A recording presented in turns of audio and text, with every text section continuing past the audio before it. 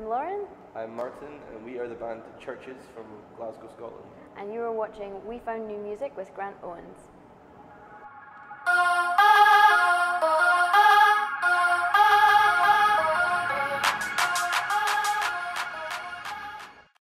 We're here with Ian, Martin, and Lauren of Chvrches from Glasgow, Scotland on We Found New Music.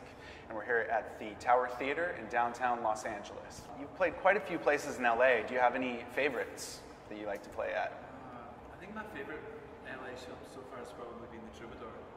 It's just such an iconic place, and it's a little sweatbox as well. It's so hot in there. Right, right. That was a lot of fun. I think the first place we played was the Echo, you were saying? Yeah, that was cool. So I guess that one has a special place in our heart because it was the first one. And I guess you've heard so much about places like that in the Troubadour, like you've heard of those before you even get here. So It's just one of those cities that has a number of iconic venues. Right. We've managed to, I think we've been through quite a few of them now. We just need the Greek and then the Hollywood Bowl will be fine. You're on your way there. Because we did the Fonda, that was amazing, that was and the Welter. And I mean, this is a really, really special venue.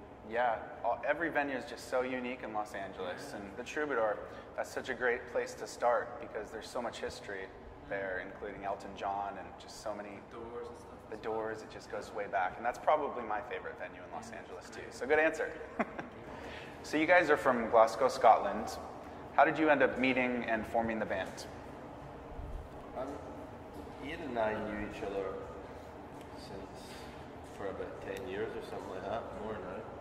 And we're casually working on some demos together, having always kind of promised to do something, but not really in a serious way, just for fun, not with any really great plan. And I heard Lauren and Ian were friends and had worked together, and I heard some stuff that those two had done together and was immediately attracted to Lauren's voice. Just talked about coming in and working in the same way that we had been, like just for fun, just no pressure, no real plan, no roadmap, just making tunes without any constraints and no rules. And it became pretty clear as soon as we heard Lauren in that kind of electronic context that we were onto something special. Then we just wrote hundreds of tunes together. And here we are. It was that simple. It's awesome. Your music is self-produced. Tell us a little bit about the process of building the music that you produce. Well, with us it tends to all kind of grow from like a single element, whether that's like a little kind of chord sequence or like a melodic like motif or like a drum groove or like a sample. And we tend to be we tend to kind of just sit in the studio and kind of hash out ideas and bounce them off each other. And things tend to kind of gather momentum and snowball pretty fast. And it's a really exciting and dynamic way to work, just that kind of constantly bouncing ideas. And it's worked for us so far. Great. Recover was an instant success for you guys. How did it feel to reach so far so quickly?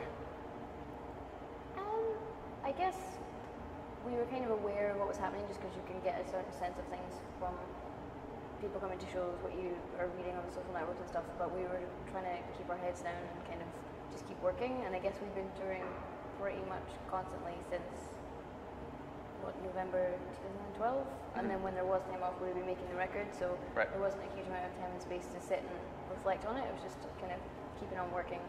And I guess maybe at the end of the year when there's a bit more time we can get back and kind of make a list of all the awesome things that we did in the last 2 years that we were too busy to really think about at the time. In the Instagram feed. Yeah, look through Instagram and be like, right. That's mad. You can always rely on social media. Yeah. That's really cool.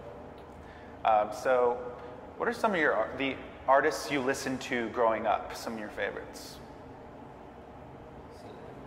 I mean, I was one of these people that listened to, from my music taste really changed from like 10 years old to 21. But there was a few things that I still listen to that I listened to back then, things like Michael Jackson and stuff that is imprinted on you more than just at a time. Like stuff that was so good that it outlasts your phases.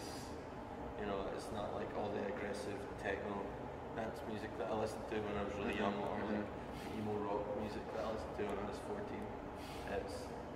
There's a number of artists that stay with you, and I've got a few of those. Right. Kate Bush, but especially Michael Jackson. Michael Jackson. How about you, Lauren? Yeah, I guess we agree on a certain number of bands in common. That's awesome. And I definitely went through my emo rock phase in high school as well, which, you know, still enjoy a good emotional lyric, I mean, just in a different context.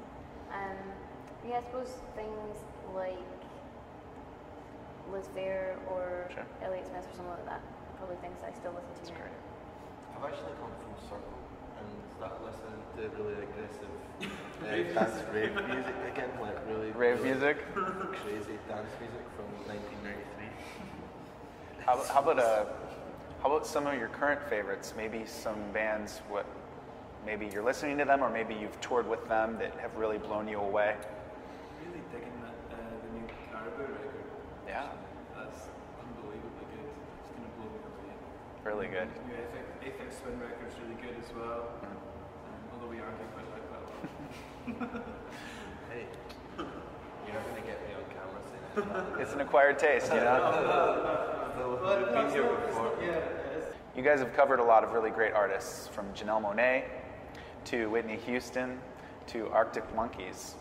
Who are some of your favorites to cover, and are there any covers we can look forward to in the future? I guess the covers are a bit tricky because normally you get made to do those by radio stations in the UK. So if you're doing a session, they make you do a cover. Not make, but they ask you firmly to do a cover. So yeah, we have fun kind of reinterpreting things. And I guess the ones that are probably the furthest removed from what you started at are quite interesting. But I feel like we'll probably put them on ice for a little time.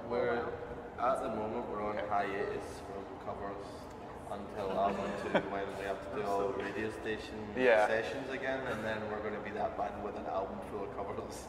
Like, there you for go. another 9 months, and then we're going to. Somehow I want to try and retire completely. The Janelle Monáe one was fun to do because I guess that wasn't for a radio station, that was for an event where she was being honoured and she was there. And it was quite surreal. I was like, this is really meta. And we were like playing one of her songs. Quite a thrill. And she was really nice with it, and she didn't have to be. She could have been like, why are you murdering this song? This is awful. She's absolutely lovely. Yeah, she's plus very inspirational lady. That must have been such a thrill. So great. Cool.